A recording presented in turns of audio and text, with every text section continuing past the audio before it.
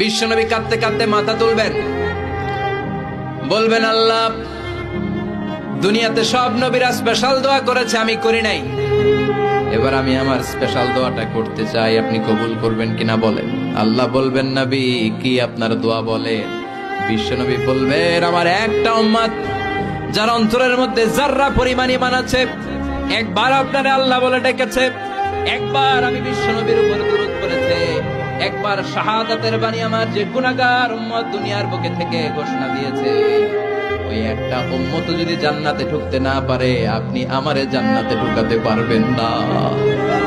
আল্লাহ বলবেন সাল তুতা, সাল সাল তুতা, ওয়াশফা তুশাফা, শাফাত করেন নবী করেন, যার জন্য দোয়া করবেন আমি কবুল করে নেব।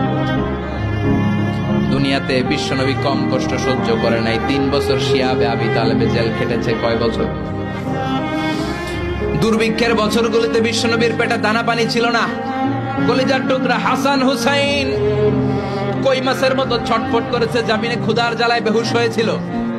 বিশ্বনবী যদি ওই স্পেশাল দোয়াটা করতেন, জান্নাত থেকে খাবারের বস্তা পাঠিয়ে দিত কে?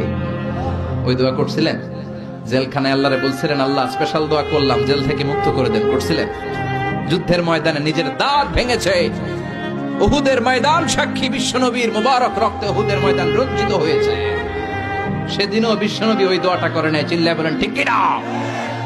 তায়েফের ময়দানে বিশ্বনবী কয়েকটা জায়গায় 3 জায়গায় বেহুশ হলেন, বিশ্বনবীর মুবারক দেহ বেয়ে রক্ত ঝরলো। ওই কঠিন বিপদের দিনও বিশ্বনবী এই দোয়াটা করেছেন নাকি? কথা বলেন।